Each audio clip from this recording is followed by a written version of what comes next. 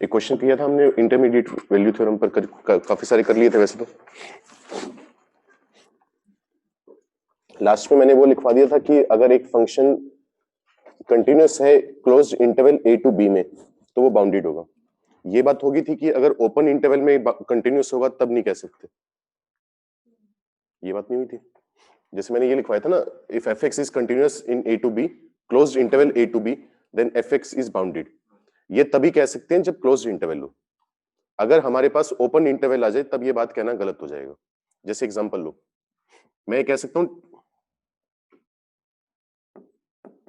10x is continuous in -π/2 to π/2 open. ये बात कहना सही है गलत है? अगर -π/2 से π/2 के बीच में बात करूं, क्या दिक्कत है इसके साथ?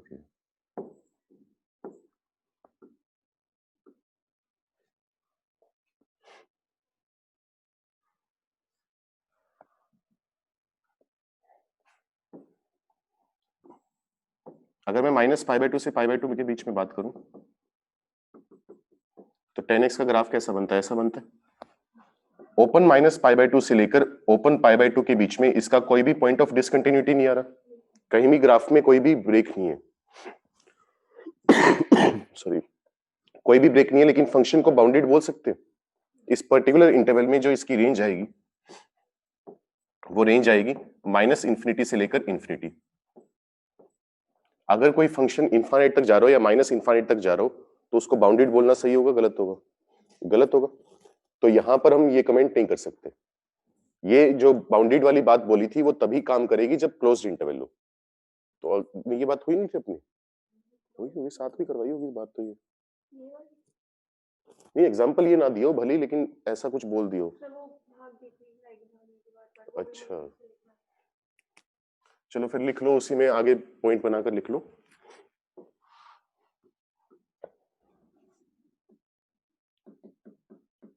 If a function is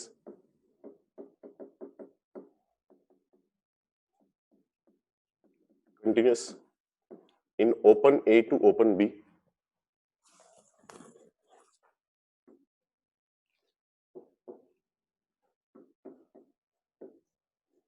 then fx is not necessarily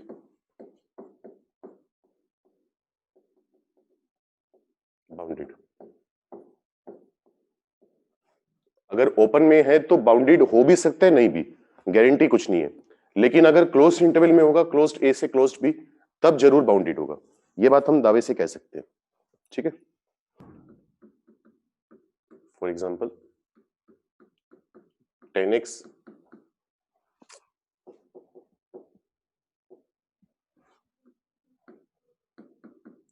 is continuous in -π/2 to π/2 open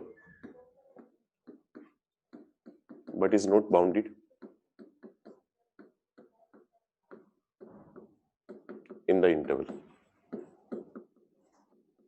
continuous है लेकिन बाउंडेड नहीं है। ग्राफ भी साथ में बना लो, बाद में याद आ जाएगा क्यों है ऐसा।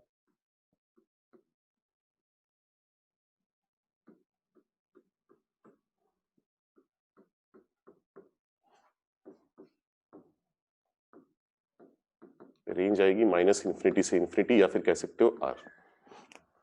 ठीक है,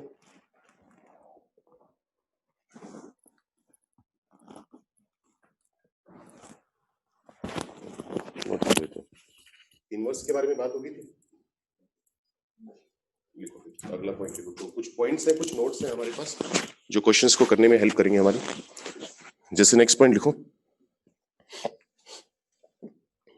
if f of x is continuous in the interval closed a to closed b, then f inverse x is also continuous. ठीक है, हम ये नहीं कह रहे कि a से b के बीच में कंटिन्यूस होगा, ये बात का ध्यान रखना। अगर fx a से b के बीच में कंटिन्यूस है तो हो सकता है f इनवर्स x एग्जिस्ट ही ना करे a से b के बीच में, उसके कोरेस्पॉन्डिंग जो इनवर्स आएगा उसकी बात कर रहे हैं। या इस तरीके से कह लो, f inverse x is also continuous in f of a to F of b, क्योंकि बताया था ना ये वाली बात कि हमारे पास, अब ये थोड़ा लिखना गलत हो गया थोड़ा सा,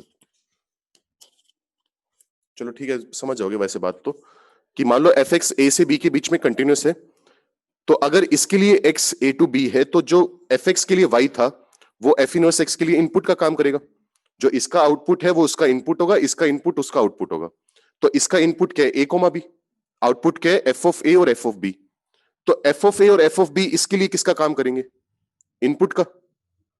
तो अगर एफ एक्स ए से बी के बीच में कंटिन्यूस है तो एफ इनवर्स एक्स कंटिन्यूस होगा f of a to F of B.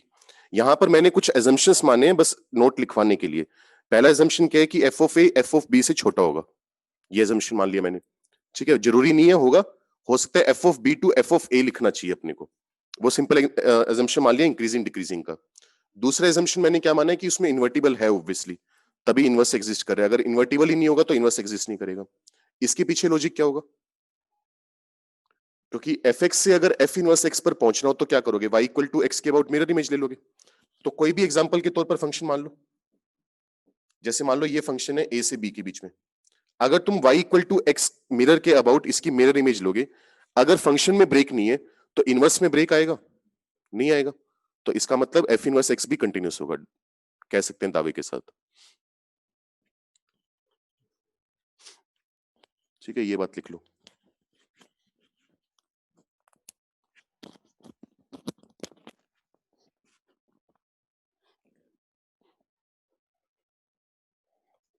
अच्छा, ये बातें तो हो ही गई थी कि अगर एफ ऑफ ए और f of b opposite sign के हैं तो रूट्स आएंगे और ओड नंबर ऑफ रूट्स आते हैं हमेशा।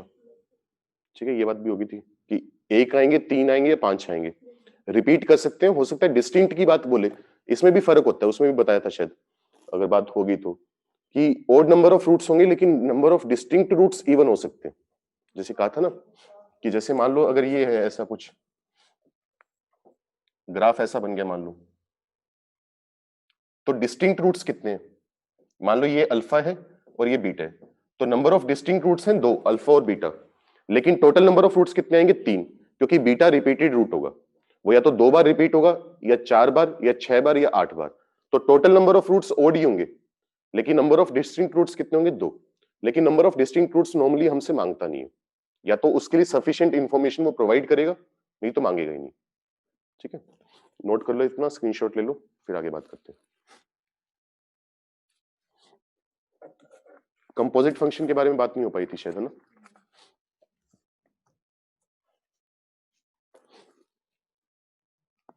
ये नोट ही चल रहे हैं जो पिछली बार लिखवा रहे थे, लिख रहे थे,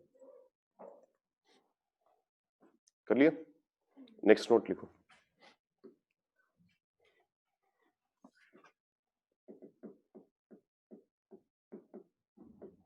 If f of x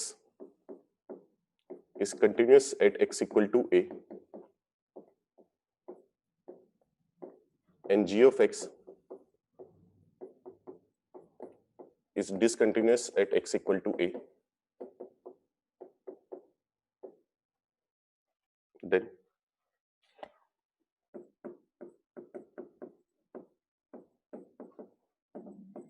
it is not necessary that,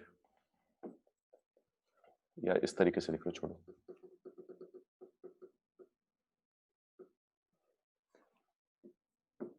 then fx plus minus gx may be continuous at x equal to a। यहां पर हम क्या करें कि मान लो दो फंक्शन है, पहला फंक्शन a पर कंटिन्यूस है, दूसरा फंक्शन a पर डिसकंटिन्यूस है, तो उनका सम करने से या डिफरेंस लेने से जो नया फंक्शन बनेगा वो a पर कंटिन्यूस हो भी सकता है, नहीं भी। मतलब तुम ये नहीं कह सकते कि अगर एक फंक्शन, मैंने उल्टा तो लिख दिया, F X into G x लिख लो, एक काम करो, सॉरी प्लस की बात बाद में करते हैं, पहले F X into G x लिख लो। तो अगर एफ एक्स ए पर कंटिन्यूस है और जी एक्स ए पर डिसकंटिन्यूस है, तो F X into G x जो होगा वो ए पर कंटिन्यूस भी हो सकता है, डिसकंटिन्यूस भी हो सकता है। डायरेक्ट दावे के साथ तुम कह नहीं सकते कि हर केस में डिसकंटिन्यूस ही आएगा। ठीक है, वो फंक्शन टू फंक्शन वेरी करेगा और जिस पॉइंट पर हम कंटिन्यूटी चेक करना चाह रहे हैं उस पर वेरी करेगा। जैसे इसका एक सिंपल एग्जांपल क्या लिख सकते हैं अपने, for example f of x equal to x is continuous at x equal to 0। सही है। अगर f x equal to x की बात करें तो स्ट्रेट लाइन आएगी, एक्स इक्वल टू 0 पर क्या होगा, कंटिन्यूअस होगा।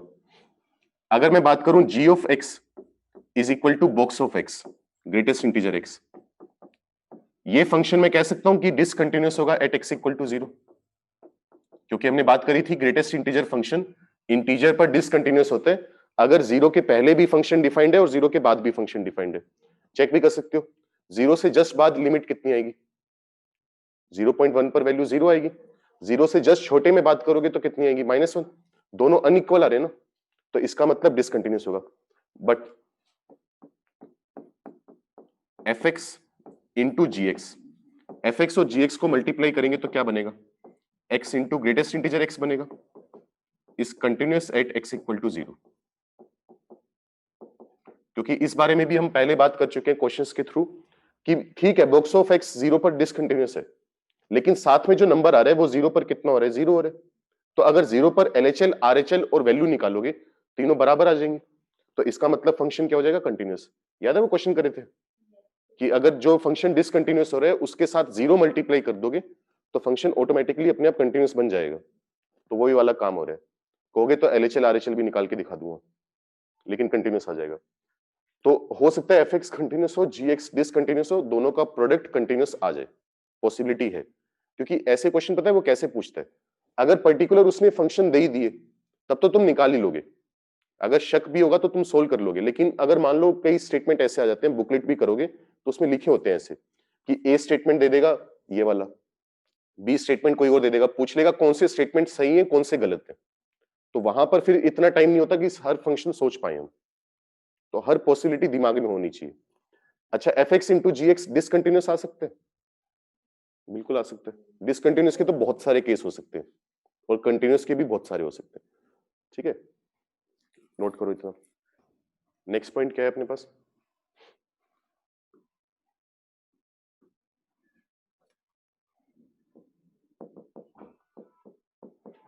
if f of x is discontinuous at x equal to a and g of x is also discontinuous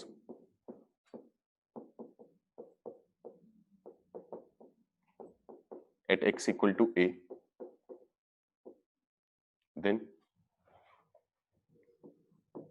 f of x into g of x may be continuous at x equal to a।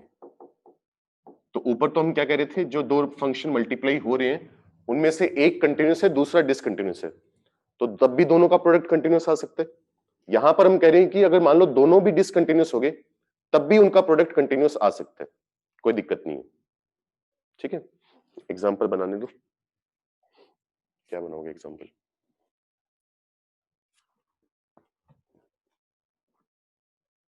लिखा ही होगा मेरे पास, example है, हाँ ये मान लो।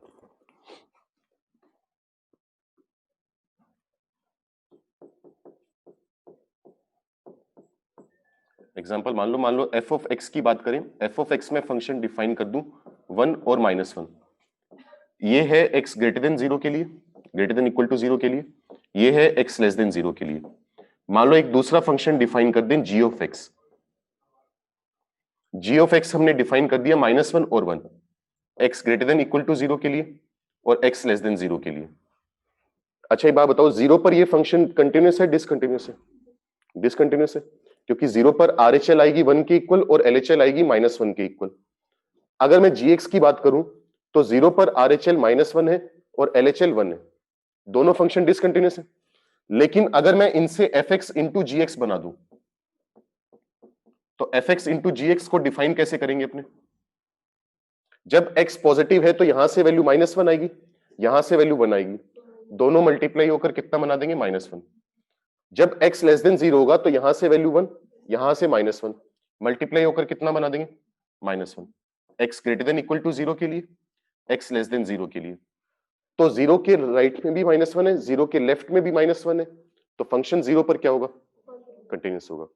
तो दोनों function discontinuous थे, लेकिन दोनों का जो प्रोडक्ट है वो अपने आप कंटिन्यूअस हो गया।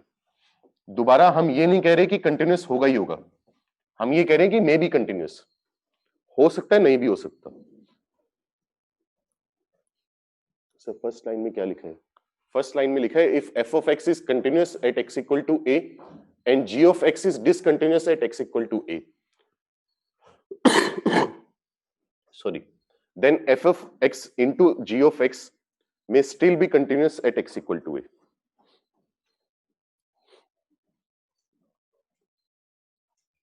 कर लिया note? If f of x and g of x are discontinuous at x equal to a, then f of x, या इस तरीके से लिखो, then it is not necessary that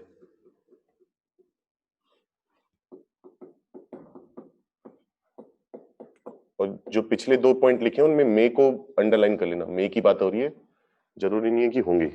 If f of x and g of x are discontinuous at x equal to a, then it is not necessary that f of x plus minus gx is also discontinuous at x equal to a. दो discontinuous functions का जो सम है वो continuous आ सकता है, कोई दिक्कत नहीं है। जैसे अगर इसका एग्जांपल लेना हो हमें, फ्रैक्शनल पार्ट, इसका एग्जांपल ये हो सकता है एफ ऑफ एक्स को हम ले लें box of x, g of x को हम ले लें फ्रैक्शनल पार्ट एक्स। ये दोनों फंक्शन जो है हर इंटीजर पर डिसकंटिन्यूअस आएंगे, लेकिन अगर मैं f of x plus g of x कर दूं, दोनों को ऐड कर दूं, तो क्या बन जाएगा? Box of x plus fractional part x, दोनों का एडिशन किसके इक्वल होते हैं? एक्स। तो एक्स तो कंटिन्यूअस होता है ना, क्योंकि अगर तुम y इक्वल टू एक्स का अगर ग्राफ बनाओगे तो वो एक स्ट्रेट लाइन बनेगी, सिंपल सी पॉजिटिव स्लोप की ओरिजिन से पास करती हुई। तो ये फंक्शन कभी भी ब्रेक नहीं हो रहा, ब्रेक नहीं हो रहा तो हमेशा क्या होगा? कंटिन्यूअस होगा। तो दो डिसकंटिन्यूअस फंक्शन का जो सम है वो कंटिन्यूअस आ गया। अगर मैं यहां पर दोनों का डिफरेंस लूं, वो क्या आएगा? Box of X minus fractional part of x, उसका कोई फॉर्मूला नहीं होता ढंग का, वो अभी भी डिसकंटिन्यूअस रहेगा। तो कंटिन्यूअस भी आ सकता है, डिसकंटिन्यूअस भी आ सकता है, कोई इशू नहीं है। ठीक है?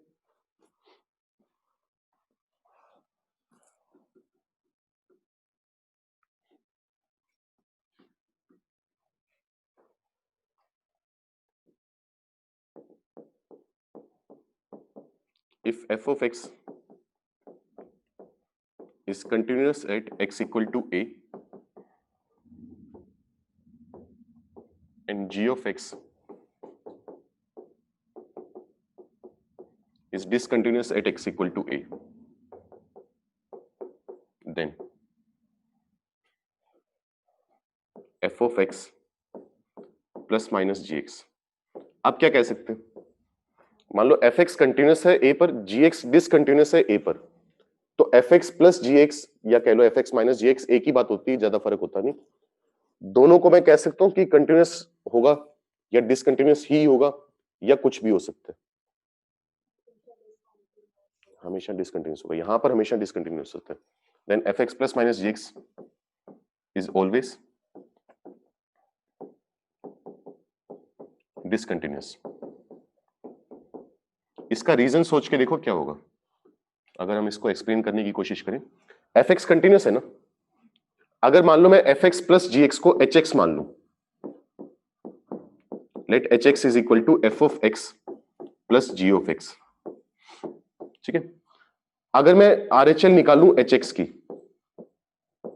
अगर मैं एच एक्स की आर एच एल निकालू ए पर, तो वो क्या आएगी? F of a plus h plus g of a plus h. अगर मैं एल एच एल निकालू एक्स इक्वल टू ए पर एच एक्स की, वो कितनी आएगी? जहां जहां एक्स दिखेगा वहां पर ए माइनस एच पुट कर देंगे, F of A minus H, G of A minus H. अगर फाइनली मैं एच ऑफ ए निकालू, वो कितना आएगा? F of A minus G of A, या प्लस प्लस ले रहे थे तो प्लस ले लो। अब नोटिस करो F of a plus H, F of A minus H और एफ ऑफ ए, ये तीनों तो इक्वल होंगे ही होंगे ना, ये तीनों इक्वल होंगे तभी तो एफ एक्स कंटिन्यूस हुआ होगा, ये बात तो तय है। अच्छा अगर इनकी बात करें, इन तीनों की, इन तीनों में से कोई ना कोई तो पंगा पड़ रहा होगा।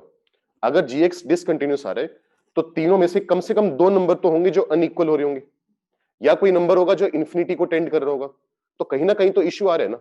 जैसे मान लो जी ऑफ ए प्लस एच और जी ऑफ ए माइनस एच ये अलग अलग है, तो 2 नंबर का सम अगर कर रहे हैं, एक नंबर सेम रह रहा है दूसरा नंबर चेंज हो रहा है, तो सम उनका कांस्टेंट आ सकता है?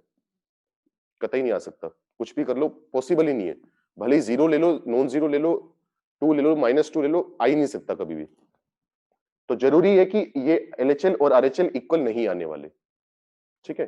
तो इसका मतलब एच एक्स की लिमिट एग्जिस्ट नहीं करेगी, एच एक्स की लिमिट एग्जिस्ट नहीं करेगी तो फंक्शन क्या होगा? डिसकंटिन्यूअस, और वो हमेशा होगा। हाँ दोनों डिसकंटिन्यूअस हैं तब कंटिन्यूअस आ सकते हैं, वो पॉसिबिलिटी अलग है। ये नोट कर लो पूरा, कोई दिक्कत है कुछ नहीं समझ में आया तो पूछ लो। निधि ने कहा है अगर gx को 0 ले लें, नहीं अगर gx को 0 भी ले लें तो gx तो डिसकंटिन्यूअस बोला ही है ना हमने कि gx तो डिसकंटिन्यूअस है at x equal to a। तो अगर gx की वैल्यू 0 आ रही है a पर तो लिमिट तो 0 नहीं आनी चाहिए ना, क्योंकि अगर ये तीनों इक्वल हो जाते, ये तीनों पोर्शन, तब तो gx कंटिन्यूअस हो जाता। तो अगर 0 ले भी लें तो इन तीन में से मैक्सिमम 2 0 हो सकते हैं, तीनों 0 हो गए तो कंटिन्यूअस हो जाएगा, जो कंडीशन लेकर चल रहे हैं वही फेल होगी हमारे पास। तो अगर तीन में से कोई 2 0 हो गए और तीसरा नॉन जीरो हुआ तब भी सम तो डिफरेंट ही आएगा, सेम नहीं आ पाएगा, तो दिक्कत तो आएगी कहीं ना कहीं तो आ ही जाएगी। और अगर मैं ये बोलूं कि, और वो मैंने सिर्फ एग्जांपल दिया कि लिमिट एग्जिस्ट नहीं करेगी, हो सकता है जी ऑफ ए इनफाइनाइट दी हो या जी ऑफ ए एग्जिस्ट ही ना करता हो, आइसोलेटेड पॉइंट, मिसिंग पॉइंट, वो जितनी भी डिसकंटिन्यूटी है कोई भी अगर सेटिंग बैठ रही होगी तो डिसकंटिन्यूअस आएगा, ठीक है। लास्ट पॉइंट लिखो,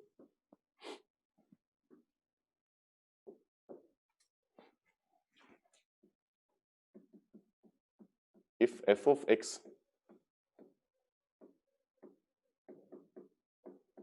is discontinuous at x equal to a, then ये नोट कम है सलाह ज्यादा एक तरह से, एफ एक्स यार एक तो नीचे लिखना था,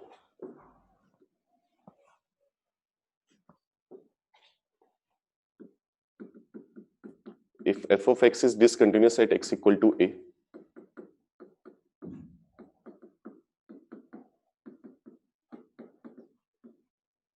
then always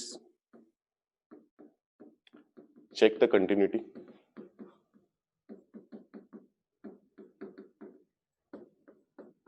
of g of f of x at x equal to a। तो अगर f of x a पर डिसकंटिन्यूअस है तो g of f x जो कंपोजिट फंक्शन बनेगा उसकी a पर हमें चेक कर लेनी चाहिए कि डिसकंटिन्यूअस आ रहा है या नहीं आ रहा, ठीक है।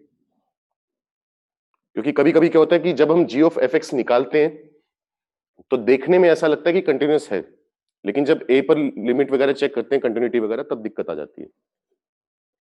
चलो करो, नोट करो इतना, क्वेश्चन दे रहा हूं।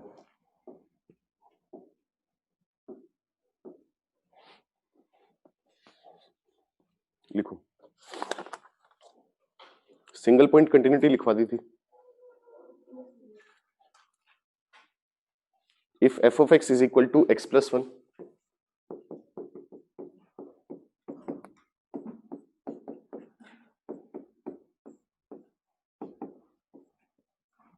and g of x is equal to 1 upon x minus 2,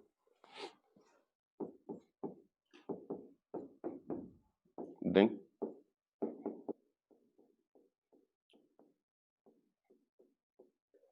discuss the continuity of, तुम्हें चेक करना है f of gx,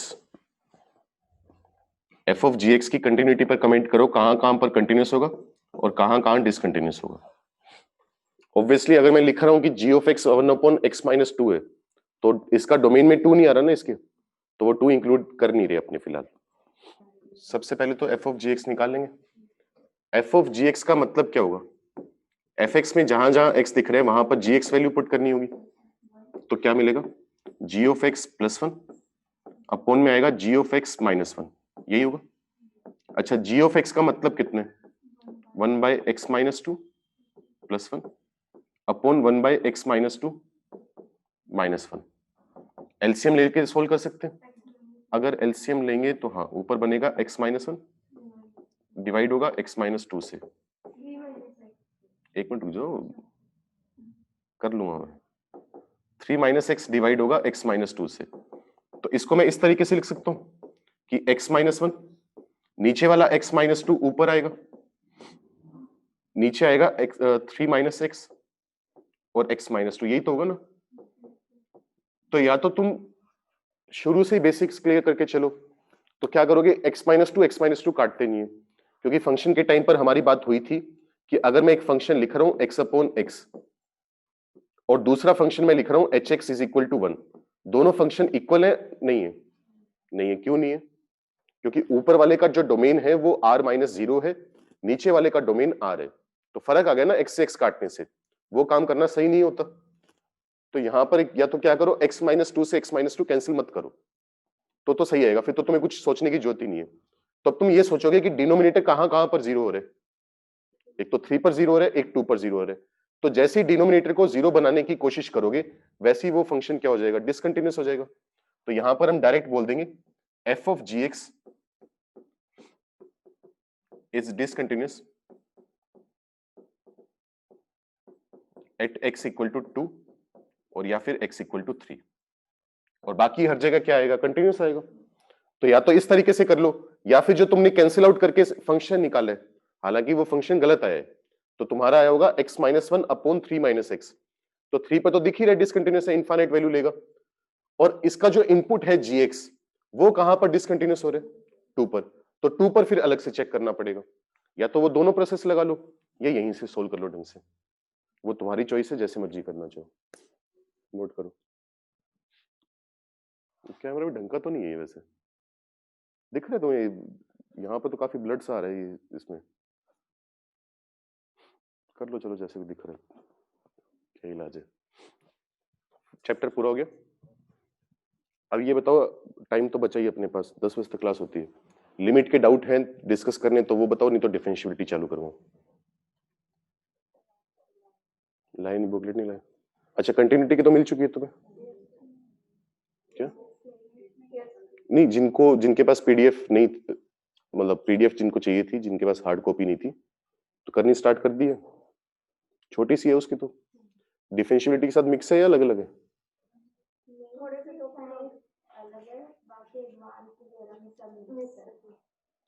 अच्छा, मिक्स है, तो कर लेना, ढूंढ ढूंढ के, पता तो चल ही जाएगा तुम्हें। हो ही रही होंगी वैसे तो, लिमिट ही है वो तो, कुछ खास तो है नहीं, बस यही छोटे छोटे पॉइंट्स हैं जो याद रखने हैं बस अपने को। चलो कुछ इसी के क्वेश्चन करवा देता हूँ, ऐसे फिर एक क्लास में दूसरा चैप्टर स्टार्ट करना मंडे से ही करेंगे। कर लिया नोट ये? चलो क्वेश्चन लिख लो फिर।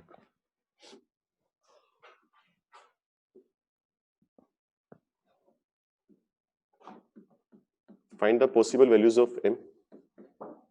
हालांकि ये क्वेश्चन हम दोबारा फिर करेंगे डिफरेंशियबिलिटी में। Find the possible values of m if f of x is equal to x raised to the power m sin 1 by x 0, x not equal to 0, x equal to 0 is continuous at x equal to 0। अगर ये function 0 पर continuous है sorry, तो m की possible values बताओ क्या क्या आएंगी। अच्छा, बुकलेट की डिस्कशन क्लास लगाने की जरूरत है। आईटीएफ की तो देखो मिल गई होगी तुम्हें, एक तुम्हारी वाली प्लेलिस्ट में, एक 12th वाली की प्लेलिस्ट में। मैक्सिमम क्वेश्चंस तो डिस्कस हो गए थे। फंक्शन की शायद तुम्हारी कर भी दी थी मैंने एक दो बार। तुम्हारी नहीं हुई थी, 12th वालों में हुई थी, लेकिन उसके वीडियो अपलोडेड है, तो हो सकता है तुम्हारे सारे डाउट ना हो उसमें, लेकिन मैक्सिमम तो है उसमें। 2 लेक्चर में हो रखा है। लिमिट की अगर लगानी है तो बता देना, वैसे कोई वादा नहीं कर रहा, लेकिन अगर किसी दिन फ्री होगा, टाइम मिलेगा तो डिस्कस कर लेंगे। लगानी है? ऐसे ही पूछ लो फिर। और इसमें कई फंक्शन तुम्हें देखने में अजीब से लगेंगे, गंदे गंदे से, जैसे बड़े बड़े से हैं, करना कुछ नहीं उनमें, एक एक करके सोल्व करते जाओ, लिमिट निकालनी है बस, और कुछ नहीं करना पूरे चैप्टर में। अगर देखने में बड़ा लग रहा है तो कोई दिक्कत नहीं है, ज्यादा दिक्कत है तो LHL RHL अलग अलग निकाल लो, 0 + h 0 - h काम हो जाएगा। क्या बेकार समझ लो, तुम देख के वो छोड़ देते हो ना। अब ये वाला क्वेश्चन है, अभी ये मेन सब्जेक्टिव का 33 क्वेश्चन है, अभी देखने में बहुत बड़ा सा सवाल है, इतना बड़ा फंक्शन दिया हुआ है, सोल्व करने लगो, अगर वैल्यू पुट करो 0 + h, एक एक स्टेप सोल्व करो, घटिया सा सवाल है बिल्कुल।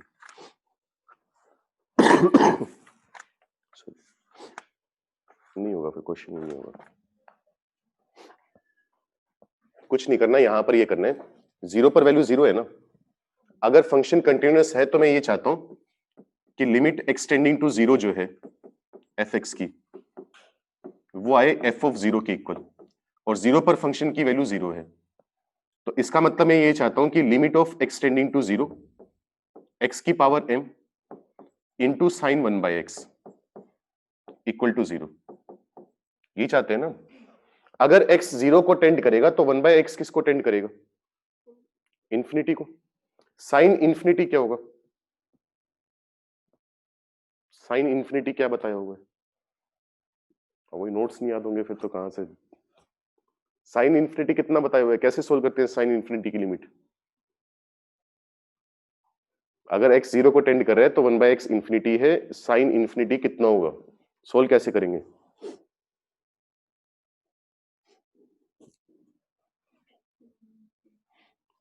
अरे कतई गायब हो रखा है तुम्हारा, तो क्या बताया हुआ ना, ऑसिलेटिंग नंबर होगा -1 से 1 के बीच में।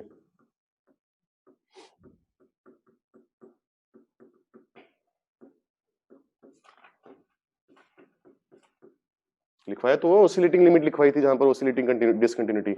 अगर साइन इंफिनिटी आ रहा है तो एंगल हमें नहीं पता किसके इक्विवेलेंट होगा, एंगल 0 के इक्विवेलेंट होगा या π/3 के इक्विवेलेंट होगा या π/2 के इक्विवेलेंट होगा, तो इसकी वैल्यू -1 से 1 के बीच में ऑसिलेट करेगी, तो फंक्शन की लिमिट कभी एग्जिस्ट नहीं करती इसकी वजह से। लेकिन हमें बोला हुआ है कि कंटिन्यूअस बनाना है ना इसको, तो ये नंबर -1 से 1 के बीच में ऑसिलेट कर रहे हैं, इसको कंटिन्यूअस बनाने के लिए मैं क्या चाहूंगा, जैसे अगर मैं मान लो तुम्हें बोल दूं, सपोज करो बॉक्स ऑफ एक्स है, मैं तुम्हें कहूं कि मुझे इसको कंटिन्यूअस बनाने एट x = 2, और मेरी इच्छा है मैं किसी से भी मल्टीप्लाई डिवाइड कर सकता हूं, तो क्या करना चाहिए मुझे? 2 पर कंटिन्यूअस है फिलहाल, डिसकंटिन्यूअस है? डिसकंटिन्यूअस है। अगर कंटिन्यूअस बनाना हो तो क्या करना चाहिए अपने को? 2 पर x - 2 से मल्टीप्लाई कर दो, अगर 0 मल्टीप्लाई कर दोगे तो काम चल जाएगा ना, क्योंकि इसकी अब डिसकंटिन्यूटी का फर्क ही नहीं पड़ेगा, क्योंकि 0 इंटू समथिंग कितना आएगा, 0 आएगा। बस वो नंबर इनफाइनाइट को टेंड नहीं करना चाहिए, नहीं कि 10x के साथ x मल्टीप्लाई कर दिया तब भी सेम कह रहे हो। तो ये ऑसिलेटिंग है बिटवीन -1 to 1। अगर सिर्फ ये काम करेगा तब तो लिमिट एग्जिस्ट नहीं करने वाली, 0 तो छोड़ो, कुछ भी नहीं आएगी।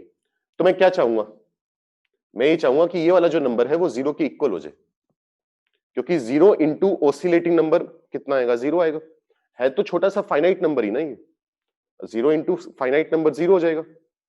अच्छा, 0 की पावर m 0 कब होगा? अब मैं ये चाहता हूं कि 0 की पावर n जो है वो 0 हो जाए, कब होगा ऐसा? जब पावर पॉजिटिव रखोगे, तो इसका मतलब ये हुआ कि पावर जो है m वो ग्रेटर देन 0 होनी चाहिए, क्योंकि अगर यही तुम पावर नेगेटिव रख दोगे तो 0 की पावर नेगेटिव कितना होता है? इंफिनिटी होता है, अपॉन में आ जाता है। तो पॉजिटिव पावर कितनी मर्जी रख दो फर्क नहीं पड़ता, ये फंक्शन अपने आप कंटिन्यूस हो जाएगा। ठीक है, समझ में आया क्या करें? तुम लगे पड़े हो x की पावर m - 1 बनाने में, लेकिन वो तब होता है ना, जैसे आपने किया ना कि x की पावर n = 0 होना चाहिए, तो n के लिए तो वो कंडीशन नहीं आएगी। तुमने वो करा है कि sin x अपॉन x की लिमिट 1 होती है, तुमने वो करा है? हाँ, तो उससे 1/x है तो वो x की पावर नहीं, sin x अपॉन x 1 नहीं होता ना यहाँ पर, sin x अपॉन x तो 1 तब होता है जब x 0 को टेंड कर रहे हो, इनपुट 0 को टेंड कर रहे हो। यहाँ पे जो इनपुट है एंगल है वो इंफिनिटी को टेंड कर रहा है, और उस टाइम बताया भी था ये चीज, ये उस टाइम मैंने एग्जांपल भी दिया था कि अगर तुमसे कभी ये पूछ ले तो ऐसा नहीं है कि बिना सोचे समझे तुम बोल दो इसकी लिमिट 1 आएगी। ये एग्जांपल याद है? कि sin x अपॉन x की लिमिट ऐसा नहीं कि 1 आएगी, अगर इनपुट 0 को टेंड करेगा तब 1 आएगी, इनपुट 0 को टेंड नहीं करा तो फिर तो क्या वैल्यू आ जाएगी, sin 1 अपॉन 1 डायरेक्ट ये आएगी। ठीक है, इसी सेम क्वेश्चन को बाद में करेंगे डिफरेंशिएबिलिटी में कि m की वो वैल्यू बताओ जिसके लिए फंक्शन डिफरेंशिएबल हो जाए, वो बाद की बातें नोट करो, किसी को कोई दिक्कत है तो पूछ लो, किसी का ऑनलाइन वालों अगर ना हुआ नोट तो बता देना, पेज पीछे करके दिखा दूंगा, नहीं तो नेक्स्ट क्वेश्चन लिखो।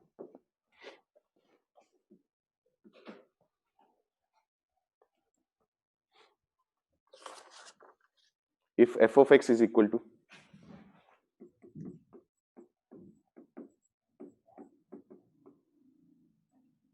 x minus 2, 4 minus x square, ऊपर वाला है जब x less than equal to 0, x greater than 0, then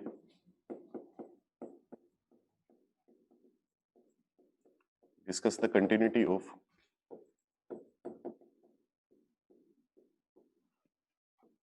f of x। Basically तुम्हें ये बताना है कि कहां कहां पर फंक्शन कंटिन्यूअस है और कहां कहां डिसकंटिन्यूअस है।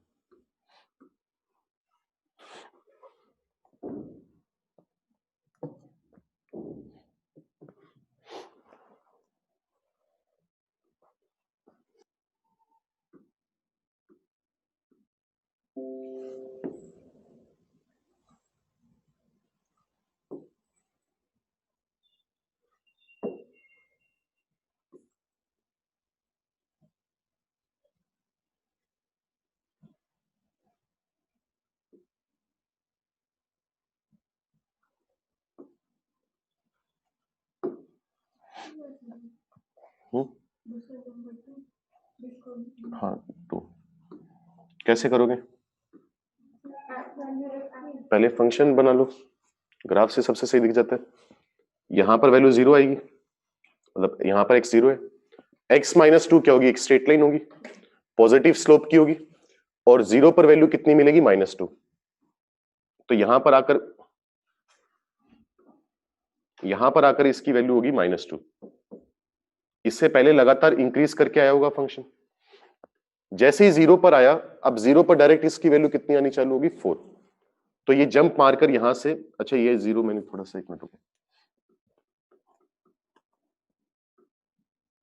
इस तरीके से बना लो, ये -2 पॉइंट है, यहां पर क्लोज्ड सर्कल आएगा, 0 पर अब वैल्यू जंप मारकर कितनी आएगी, 4, तो यहां पर ओपन होगा क्योंकि वहां पर x इक्वल टू 0 लिखा नहीं हुआ, 4 माइनस एक्स स्क्वायर क्या होगा, एक डाउनवर्ड पैराबोला होगा, इसके बाद जो ग्राफ है वो इस तरीके का बनेगा, यही होगा। ठीक है, कहां पर कट करेगा x एक्सिस को, x इक्वल टू 2 पर, तो ये हमारे पास f ऑफ x का ग्राफ है। अगर मैं बात करूं f ऑफ x की, तो जहां जहां मुझे x दिखेगा वहां वहां मैं fx पुट कर दूंगा, ये बनाने सीखे थे हमने फंक्शंस के टाइम पर जब चैप्टर पढ़ा था, तो ये बनेगा f ऑफ x -2, साथ में आएगा 4 माइनस f ऑफ x का होल स्क्वायर। पहले वाला केस काम करेगा जब f of x less than equal to 0 होगा, दूसरे वाला केस काम करेगा जब f of x greater than 0 होगा। अब मैं ये सोचूंगा कि f of x less than equal to 0 कब कब है, 0 से नीचे कब वैल्यू आ रही है, 0 से नीचे वाली वैल्यू जो है वो या तो इस पोर्शन में आ रही है, ये वाला जो पोर्शन है, और एक ये वाला पोर्शन, ये कह सकते हैं ना।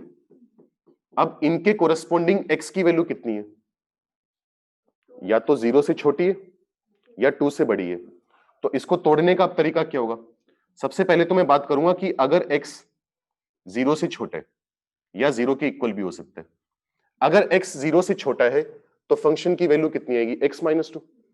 अब फंक्शन की वैल्यू x -2 आएगी, वो यहां पर जब पुट करेंगे तो x -2 ये आ जाएगा x -4, इतना समझ में आया। फिर जब मैं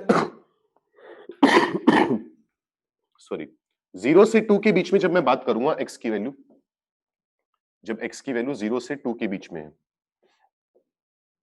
अब f ऑफ x क्या है, पॉजिटिव है, अगर f ऑफ x पॉजिटिव है तो ये वाला पार्ट काम करेगा, तो 4 में से माइनस कर देंगे fx का स्क्वायर, 0 से 2 के बीच में fx की वैल्यू कितनी है, 4 माइनस एक्स स्क्वायर, तो वो वैल्यू पुट कर देंगे यहां पर, और अगली बार बात करेंगे जब x greater than equal to 2 है।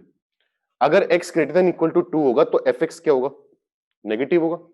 अगर fx नेगेटिव है तो ये वाला हिस्सा काम करेगा, fx माइनस 2 वाला। अब fx माइनस 2, लेकिन 2 से बड़े के लिए fx कितने, 4 माइनस एक्स स्क्वायर, तो 4 माइनस एक्स स्क्वायर में से माइनस कर देंगे 2। इस तरीके से फंक्शन डिफाइन करना सीखा था पहले। फंक्शन डिफाइन हो गया। अब कहां कहां पर इंटरवल टूट रहे हैं, देखो है तो सारे पॉलिनोमियल फंक्शन ना सॉरी, पॉलिनोमियल फंक्शंस अपने डोमेन में क्या होते हैं, कंटिन्यूअस होते हैं। तो हमें सिर्फ वहां पर चेक करना पड़ेगा जहां पर इसकी डेफिनेशन चेंज हो रही है। डेफिनेशन चेंज होने का मतलब कहां कहां पर चेंज हो रही है, 0 पर और 2 पर। ठीक है, 0 पर ये कितनी वैल्यू देगा, अगर f ऑफ 0 माइनस की बात करूं, f ऑफ 0 माइनस से मेरा मतलब है 0 से जस्ट छोटी वैल्यू, तो 0 माइनस 4 वैल्यू देगा। अगर मैं f ऑफ 0 प्लस की बात करूं तो क्या आएगा, यहां से वैल्यू आएगी 4 माइनस 0 4, 4 का स्क्वायर 16, 4 में से 16 गया माइनस का 12। कंटिन्यूस आ रहा है, नहीं आ रहा, नहीं आ रहा, वैल्यू बराबर नहीं आ रही। इसके बाद अगली वैल्यू कौन सी होगी जहां पर चेक करेंगे, 2। तो f ऑफ 2 माइनस अगर हम चेक करें तो 4 में से 2 गया 2, 2 का स्क्वायर 4, 4 माइनस 4 आएगा 0। अगर मैं f ऑफ 2 प्लस चेक करूं तो 2 प्लस पर कितनी वैल्यू आएगी, 0, सॉरी 4 माइनस 4 0, 0 में से 2 गया माइनस 2, अभी भी इक्वल नहीं आ रहे। तो इसका मतलब 0 और 2 वो दो पॉइंट होंगे जहां पर हमारा फंक्शन डिसकंटिन्यूअस होगा। तो आंसर आ जाएगा fx इज डिसकंटिन्यूअस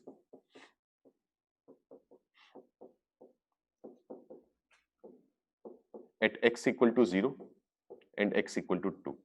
और बाकी पॉलिनोमियल फंक्शन है तो हर जगह कंटिन्यूअस आएगा। इसके अलावा कुछ दिक्कत है तो पूछ लो, समझ में आ गया तो नोट कर लो। देखो लास्ट क्वेश्चन लिखो चैप्टर का। Let f r to r be a continuous function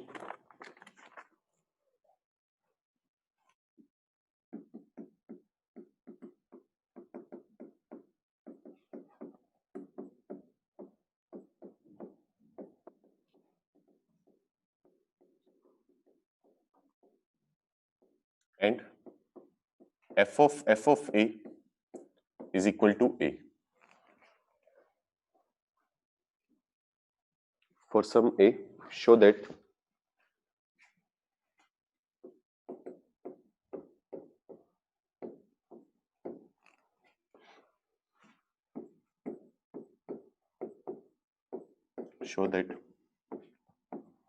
there is some b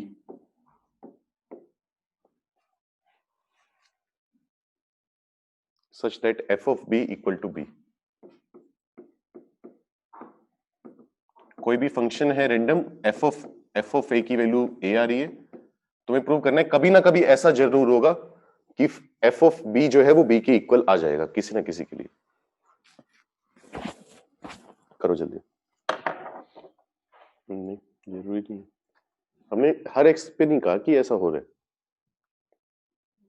सिर्फ एक वैल्यू है a नाम की जिस पर्टिकुलर वैल्यू पर f of a equal to a आ गया। जैसे अगर मैं sin x की बात करूं 0 पर, तो sin ऑफ sin x की वैल्यू 0 पर 0 ही आती है। चलो बताओ ज्योमेट्रिकली करना है, अलजेब्रिकली करना है?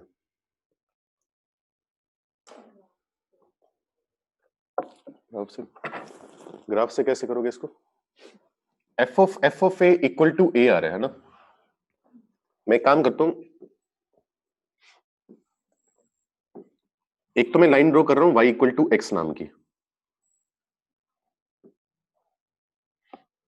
ये मान लो लाइन आ गई y इक्वल टू x। ठीक है, हमें नहीं पता f ऑफ a की वैल्यू कितनी है, हम मान लेते हैं कि f ऑफ a अल्फा के इक्वल है, और कुछ देर के लिए मैं मानकर चल रहा हूं कि a अल्फा से छोटा है। दूसरा केस भी मानकर चल सकते हैं, वो एक ही बात हो जाएगी। मतलब f ऑफ a अल्फा के इक्वल है, अगर मैं अब इसकी बात करूं तो मुझे लिखा हुआ था मेरे पास f of a equal to a, तो f ऑफ a तो मुझे पता है ना अल्फा है, तो f ऑफ a अल्फा है, तो इसका मतलब f ऑफ, इसकी जगह अल्फा पुट कर देंगे, तो अल्फा पर फंक्शन की वैल्यू कितनी आनी चाहिए, a। तो इस कंडीशन को यूज करते हुए इतना पता चला, अगर a की इमेज अल्फा है तो अल्फा की इमेज a आनी चाहिए। दोनों में से कोई बड़ा होगा कोई छोटा होगा, जैसे मान लेते हैं कि ए पर जो हमारे पास वैल्यू आ रही है वो आ रही है अल्फा, यहां पर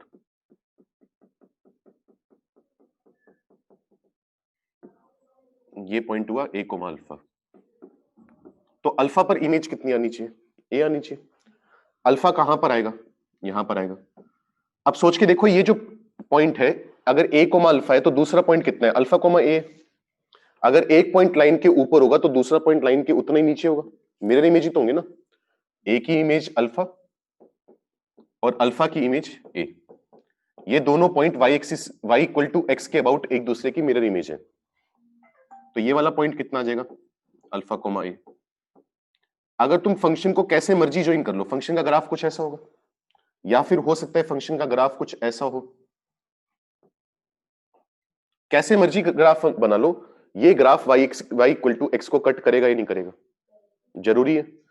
इन दोनों पॉइंट्स को कंटिन्यूअस, देखो फंक्शन कंटिन्यूअस भी होना चाहिए, दोनों पॉइंट्स को ज्वाइन भी करने।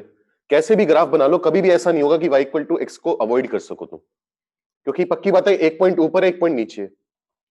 तो अगर जहां पर भी हमारे पास ग्राफ कट करेगा, मान लो ये पॉइंट आएगा, तो उस पॉइंट पर फंक्शन की वैल्यू और इनपुट दोनों बराबर होंगे या नहीं होंगे? y क्या होता है? fx ही होता है ना। तो y कोऑर्डिनेट और x कोऑर्डिनेट बराबर आएंगे, मतलब इस पर्टिकुलर पॉइंट पर f ऑफ b और b दोनों इक्वल हो जाएंगे या नहीं? कह सकते हैं मत, ये बात पल्ले पड़ी, क्या करें? अच्छा, अगर a लेस देन अल्फा हुआ तब भी ये काम होगा, अगर a ग्रेटर देन अल्फा हुआ तो क्या हो जाएगा? पॉइंट्स इंटरचेंज हो जाएंगे, a कोमा अल्फा नीचे आ जाएगा, अल्फा कोमा a ऊपर आ जाएगा। सपोज करो a इक्वल टू अल्फा हो गया, अब क्या होगा? अगर a इक्वल टू अल्फा है, इसका मतलब क्या हुआ? f ऑफ a की इक्वल है, तो a ही वो पॉइंट हो जाएगा जो हम ढूंढ रहे थे। समझ में आया क्या करें? ये तरीका था, नोट कर लो। हाँ भाई, ऑनलाइन वालों किसी को कोई दिक्कत हो तो कंटिन्यूटी चैप्टर खत्म हो गया अपना, इसके ढूंढ ढूंढ के क्वेश्चन करने चालू कर दो। मंडे से डिफरेंशियबिलिटी चालू करेंगे, वो भी ज्यादा बड़ा चैप्टर नहीं है, 5-6 लेक्चर में या उससे पहले ही खत्म हो जाएगा। ठीक है, फर्स्ट प्रिंसिपल पता ही होगा सबको, थोड़ा अगर एक नोट्स पुराने पढ़े हैं तो एक बार पढ़े ना, थोड़ा स्पीड में कर लेंगे काम। अगर दूसरे तरीके से करेगा फिर बताना। दूसरे तरीके से काम तो सेम ही होगा, बस उसमें फंक्शन मान लेंगे, इंटरमीडिएट वैल्यू लगा लेंगे, कंसेप्ट तो सेम ही चल रहा है लगभग। तो F of b minus b को जीरो करना चाह रहा हूं ना मैं, तो मैं एक फंक्शन मान लूंगा G of x equal to F of X minus X, concept तो सेम ही है वैसे। एक बार यहां पर एक्स की वैल्यू ए पुट करूंगा, जी ऑफ ए इक्वल टू कितना आएगा? एफ ऑफ ए माइनस ए आएगा। एफ ऑफ ए कितना है? अल्फा माना हुआ है, मतलब मैं टिक मार देता हूं, जो जो पॉइंट सेम रहेंगे, ये वाला पॉइंट सेम रहेगा जो इस मेथड 2 में भी लिखा जाएगा, ये वाली चीज भी सेम लिखी जाएगी, जो एजम्पशन माना है वो एजम्पशन नीचे भी मानेंगे। लिख देता हूं मैं, तो let F of A is equal to alpha and alpha is greater than A. तो एफ ऑफ ए कितना आएगा? अल्फा आएगा, अल्फा माइनस ए। अल्फा अगर ए से बड़ा है तो कैसी वैल्यू मिली? पॉजिटिव। इसी तरीके से अब इसमें वैल्यू पुट कर देंगे एफ ऑफ ए, जो जी एक्स फंक्शन था उसमें एक्स की जगह एफ ऑफ ए, तो क्या बन जाएगा? F of A minus F of A, जहां जहां एक्स दिख रहा था अब एफ ऑफ ए पुट कर दिया। एफ ऑफ ए कितने? ए, और एफ ऑफ ए कितने? अल्फा, तो ए माइनस अल्फा आ गया। तो हमने माना हुआ है अल्फा ए से बड़ा है, छोटे नंबर में से बड़ा नंबर माइनस करेंगे तो क्या आएगा? नेगेटिव आएगा। तो एक ए पर वैल्यू पॉजिटिव आ रही है, एफ ऑफ ए पर वैल्यू नेगेटिव आ रही है, तो मैं कह सकता हूं कि ए से लेकर एफ ऑफ ए के बीच में कभी ना कभी ये फंक्शन जीरो हो रहा होगा। कौन सा फंक्शन? जी एक्स वाला। क्या? अब जी एक्स जहां पर जीरो होगा वो पॉइंट मान लेते हैं बी पॉइंट है, तो अगर जी बी जीरो आना चाहिए तो f b minus b zero आना चाहिए, तो एफ बी किसके इक्वल आ जाएगा? बी के इक्वल। जो एल्जेब्रिकली ये हो गया, लॉजिक तो सेम ही है, उसी चीज से ये लेकर आते हैं, वहीं से ये लेकर आए, क्योंकि इंटरमीडिएट वैल्यू थ्योरम कोई ऐसी चीज नहीं है ना जो हमने प्रूव करी हो एल्जेब्रिकली। ज्योमेट्री से उस टाइम बात करी थी कि क्रॉस करना ही पड़ेगा, वही बात अब कर ली, तो चाहे ग्राफ से देख लो चाहे उससे देख लो।